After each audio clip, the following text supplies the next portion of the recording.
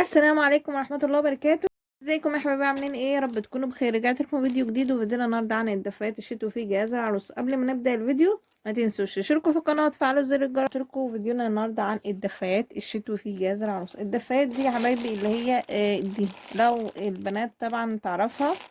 الدفايات دي اللي بتلبسيها تحت البيجامة او تحت العباية البيتي او تحت اللبس الخروج، عشان طبعا ايه تدفيكي وكده. اول حاجة معانا هي الدفاية بالشكل ده. انا جبت الشكل ده.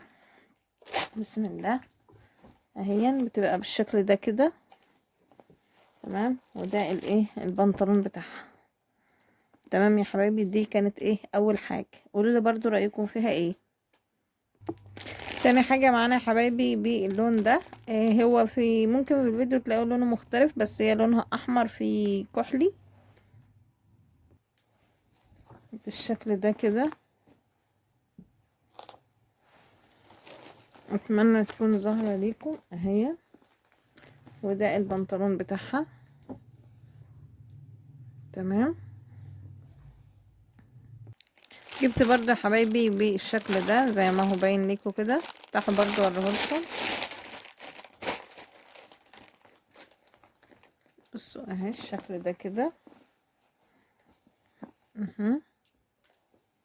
وده البنطلون بتاعها اهو. انتوا برضه قولوا رايكم فيها ايه. تمام.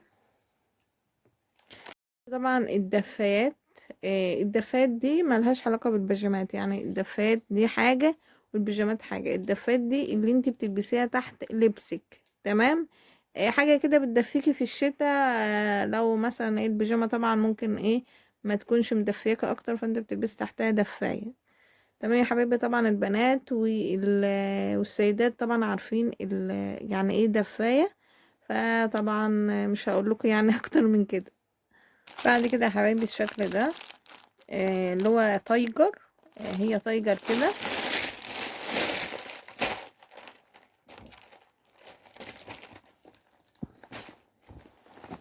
هي اللي برضو يا حبايبي رايكم. طبعا انت ممكن تستخدميها في البيت كبيجامة.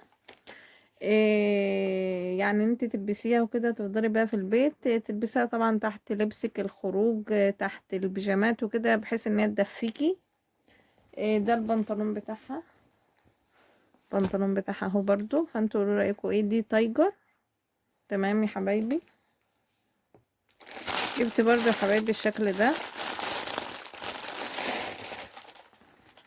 اللي هو بصوا ابيض في اسود كده اهو. وده البنطلون. ده البنطلون بتاعها هو برضو. فانتوا برضو قولوا لي رايكم فيهم ايه. تمام. اهي بالشكل ده ابيض في اسود. جبت برضو يا حبايبي الشكل ده.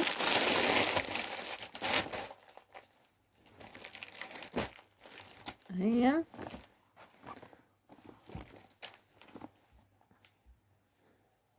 زي ما هو باين ليكوا كده. وده البنطلون اهو. تمام. قولوا لي برضو رايكم فيهم ايه.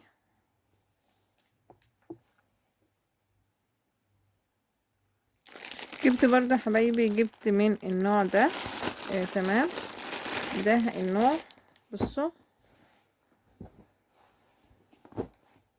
ده النوع اللي هو بص مبطن من جوه كده. تمام. عكس ده اللي هو خامته برضو تقيلة. يعني هو من بره كده قطيفة اهو قطيفة، وخامته من جوه تقيلة بس مش مبطن. تمام. برضو بتدفي بس هو مش مبطن. بس الخامة يعني اللي حطيته ديكو كده هتحسوا بملمس ايه القطيفة برضو ده. اما ده بقى اللي هو ايه من بره. تحسوا من بره كده اللي هو ايه عادي. يعني ما فيهوش اي حاجه، مش قطيفه ولا حاجه. اما من جوه هو ايه مهير كده. اللي هو يدفي يعني برضو كده. تمام. هي برضو ايه خامتها حلوه اهي. وده البنطلون بتاعها. فانتوا قولوا رايكم ايه. بس برضو البنطلون اهو مهير من جوه. تمام. انتوا قولوا رايكم فيهم ايه يا حبايبي.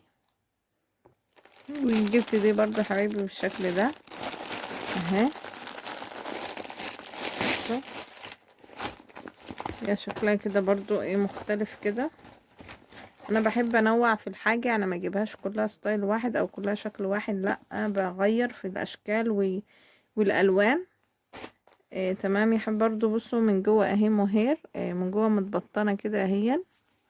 تمام. ومن بره بقى ايه عادي كده ملساء يعني، زي ما انتوا شايفين كده اهي. ده شكلها مبهج كده اهي. قولوا لي رايكم فيها ايه برضو. تمام اهي من جوه مبطنه اهي. تمام يا حبايبي. فانتوا قولوا لي رايكم فيها ايه. ودول يا حبايبي كانوا الدفايات. دول الدفايات الشتوي اللي انتي بتلبسيها تحت الهدوم بتاعتك، سواء خروج سواء بيتي، بيجامات، عبايات، لبس خروج. دي الايه الدفايات. طبعا كل واحدة بتجيب على حسب ذوقها وعلى حسب اختيارها. بالنسبة للأعداد برضو انت ممكن تجيبي 3 أو 4، ممكن تجيبي 6.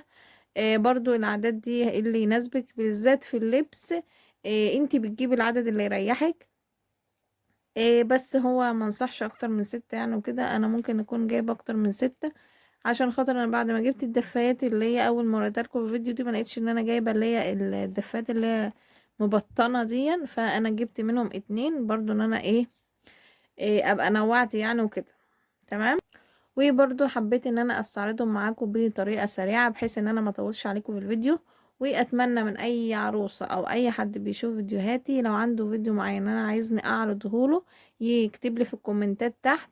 واتمنى برضو ان انتوا تشجعوني بالاشتراك في القناة اللي لسه ما اشتركش وتفعيل زر الجرس وتقولوا رأيكم ايه. اتمنى يا رب يكون الفيديو عجبكم. ما تنسوش تشتركوا في القناة وتفعلوا زر الجرس. اشوفكم على خير فيديو جديد.